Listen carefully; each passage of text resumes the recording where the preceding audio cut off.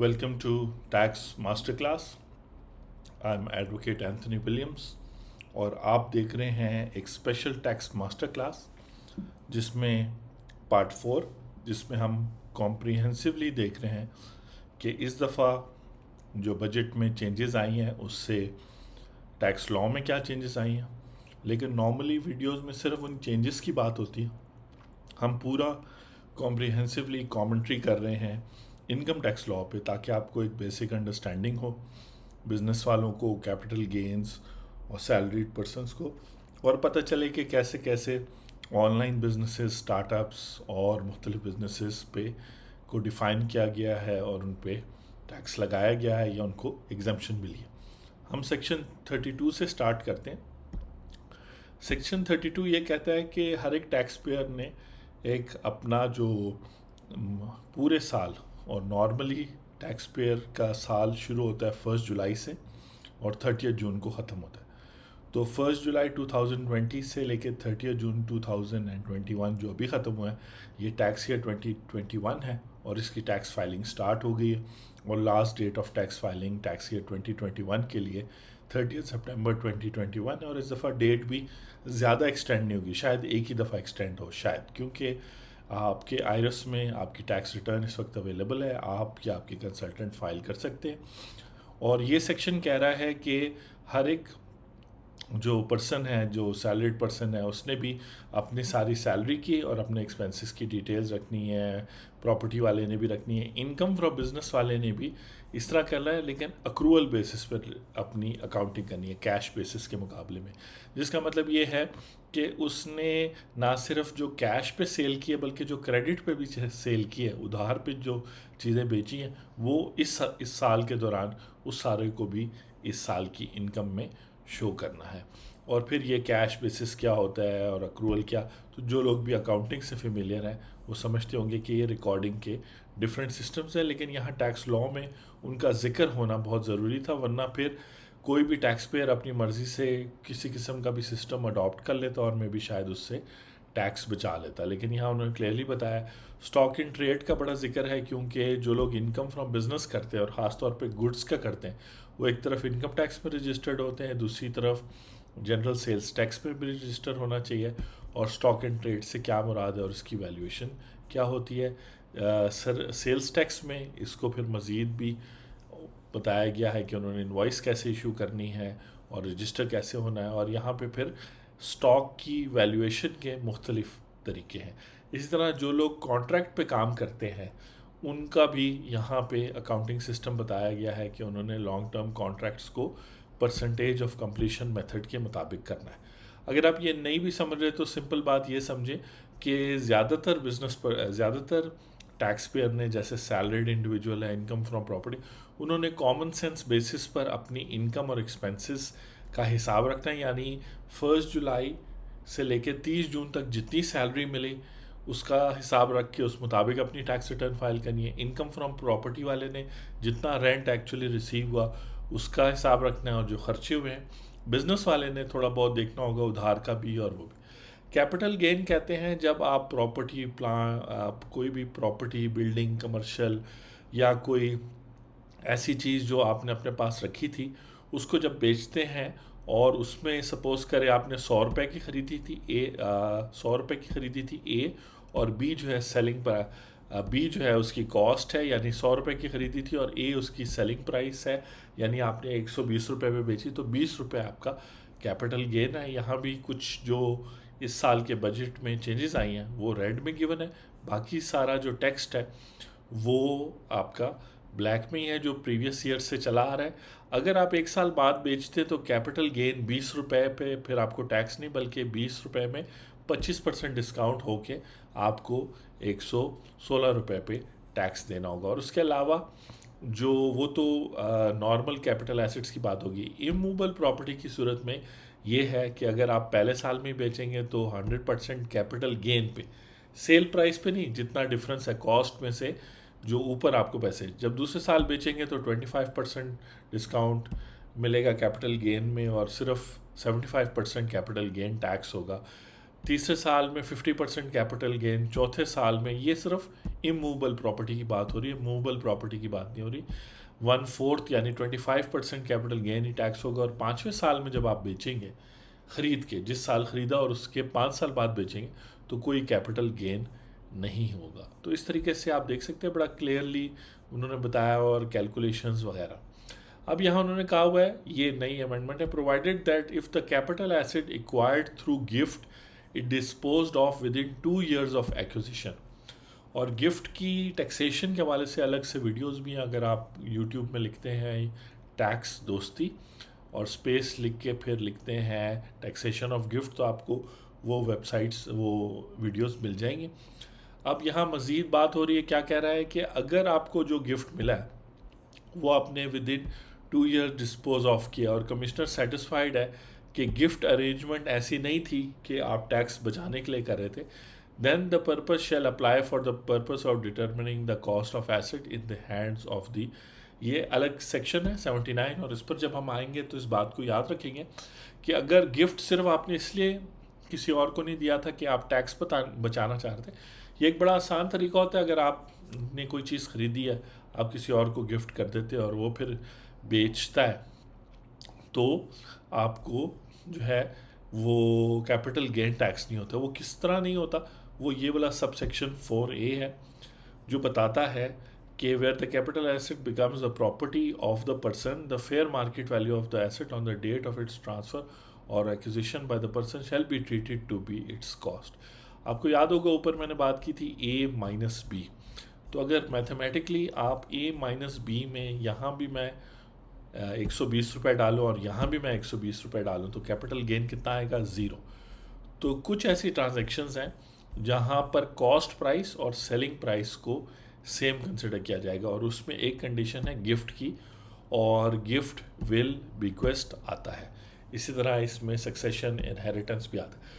तो अगर आप सिंपल समझ गए इस बात को कि वो कह रहा है कि अगर आपने टैक्स बचाने की नीयत से किसी को गिफ्ट नहीं दिया था, तब तो फिर आपको ये बेनिफिट मिल जाएगा कि आपने जितने का जो आपका गिफ्ट होगा वो आपको उसी को आज के दिन उसकी जो भी मार्केट में वैल्यू होगी 120 रुपये कंसिडर किया जाएगा कि यही आपकी कॉस्ट है। और आगे जब आप बेचेंगे, सपोज़ करें आप फ़ौरन ही बेच देते हैं, तो फिर इसका मतलब है आप 120 का ही बेच रहे हैं, तो आपको कोई कैपिटल गेन नहीं हुआ। तो सिर्फ किसी और को गिफ्ट देने से जो है ना वो नहीं है।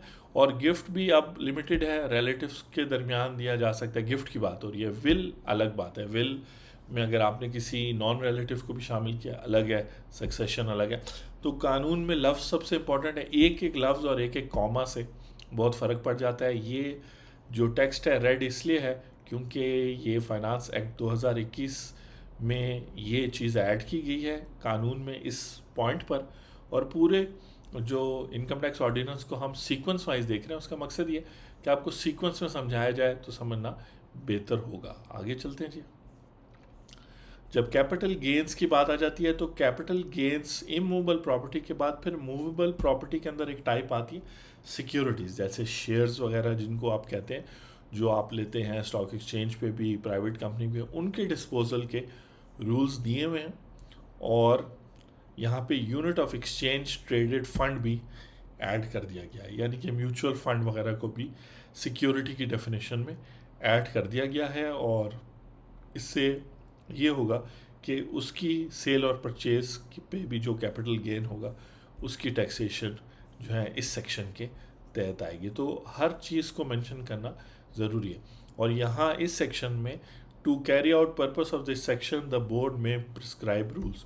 तो याद रखिए, जब एक सेक्शन काफ़ी तवील हो जाता है, एक सेक्शन का मतलब होता है एक टॉपिक, तो ये जो सेक्शन अभी मैंने स्क्रॉल किया है इसका स्पेसिफिकली ताल्लुक़ है, ये इसका नंबर है 37A, और इसका ताल्लुक़ है जब आपको कैपिटल गेन होगा डिस्पोजल ऑफ सिक्योरिटीज़ पे, यानी ना तो इमूवेबल प्रॉपर्टी पे ना किसी और चीज़ पे, बल्कि सिक्योरिटीज़ के डिस्पोजल पे होगा।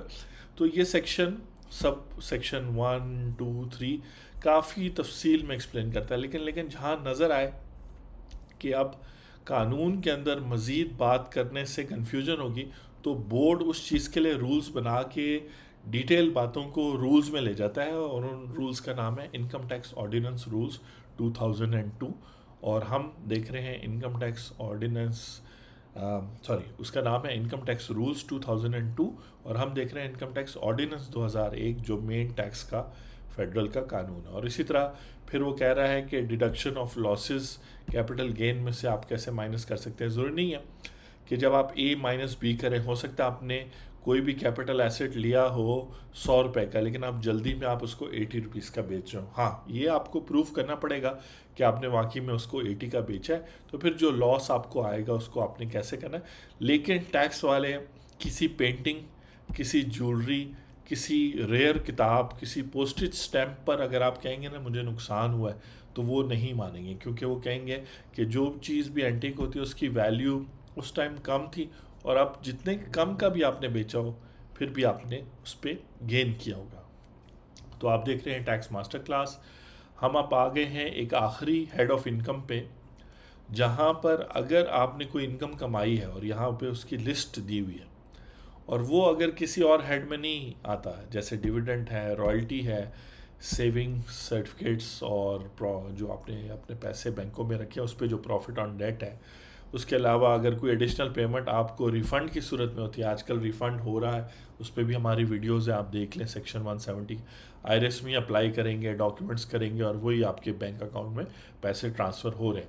इसी तरह वो भी आपकी इनकम है और इनकम फ्रॉम वो होगी। लेकिन वो जो रिफ़ंड आपको मिलेगा, मैं क्लियर कर दूँ, उसकी बात नहीं हो रही। उस रिफ़ंड को अगर आपको वक्त पे ना मिले और डिले हो जाए, नहीं, आप वीडियो हमारी देख सकते हैं, 60 डेज से ज़्यादा डिले हो जाए, जब आपका रिफ़ंड कमिश्नर अप्रूव कर दे, अप्रूवल के बाद 60 डेज गुजर जाए और आपके बैंक अकाउंट में ट्रांसफ़र ना हो, तो 61st डे से आपको कोई तकरीबन 7-8% पर एनम के हिसाब से उस पर मज़ीद एडिशनल एक तरह से गवर्नमेंट को पेनल्टी पड़ती है और आपको होती है। वो पैसा जो आपको आ रहा है एडिशनल रिफ़ंड, तो वो है जो आपने ज़्यादा टैक्स दे दिया, उसके ऊपर जो आपको पैसा आ रहा है 61st डे से, उस डिलेड पैसे को भी आप इनकम कंसिडर करेंगे और वो इनकम फ्रॉम अदर सोर्सेज में आएगी। इसी तरह यहाँ पर और चीज़ें हैं, प्राइस बॉन्ड विनिंग वगैरह ऐसे जिस पर टैक्स डिडक्ट नहीं हुआ, वरना तो नॉर्मली हो जाता है और वो आपकी फुल एंड फाइनल टैक्सेशन होती है। और यहाँ और भी बड़े इंटरेस्टिंग चीज़ें किसी टाइम आप पढ़ें। यहाँ पे कोई अमेंडमेंट उन्होंने की है, कह रहे subject to subsection 3 any amount of fair market value of any property received without consideration received as a gift other than gift received from relatives. हाँ, अगर आपके रिलेटिव नहीं है और नॉन रिलेटिव लोगों को आपने गिफ्ट ट्रांसफ़र किया है, तो उसकी फेयर मार्केट वैल्यू जो है वो आपकी इनकम कंसिडर हो जाएगी। इसके कहने का मतलब है कि आपको अगर एक कोई शख्स आईफोन ले देता है गिफ्ट के तौर पे, तो आईफोन की वैल्यू अगर 2 लाख रुपए है, तो वो उस साल आपकी 2 लाख रुपए आपकी इनकम होगी।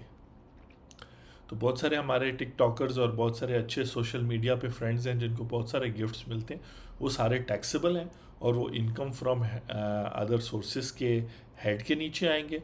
और यहाँ क्लियरली लिख दिया गया है कि अगर उनको उनके रिलेटिव के अलावा कोई गिफ्ट देता है, तो वो गिफ्ट जो है उसकी फेयर मार्केट वैल्यू पे, यानी चूँकि तो गिफ्ट मिला है, फेयर मार्केट का मतलब है कि अगर आप 2 लाख का मोबाइल आपको गिफ्ट के तौर पे मिला है, तो 2 लाख आपकी इनकम है और आपकी इनकम फ्रॉम अदर सोर्सेज में शामिल हो गया। वो एक अलग बात है कि as a tax payer 4 lakh तक अगर आपकी इनकम होती है, यानी 2 मोबाइल फ़ोन्स भी आपको आईफोन्स मिलते हैं लेटेस्ट, तब भी टैक्सेबल नहीं होंगे। हाँ, 2 से ज़्यादा आईफोन्स या कोई गाड़ी वगैरह या 4 लाख से ज़्यादा की अमाउंट आपको गिफ्ट के तौर पे मिलती है अपने नॉन रिलेटिव से, यानी फ्रेंड्स से, और जो लोग आपके रिलेटिव नहीं, तो तब वो टैक्सेबल होगी। तो इस तरह करके टैक्स का कानून चलता है और ये जो छोटी छोटी छोटी बातें हैं यहाँ रेड में भी नज़र आ रही हैं और वैसे भी ये सारा कुछ, तो ये आप सब के लिए इम्पॉर्टेंट है। फिर वो कह रहा है कि आप मुख्तलिफ ख़र्चे माइनस कर सकते हैं इनकम फ्रॉम अदर सोर्सेज में।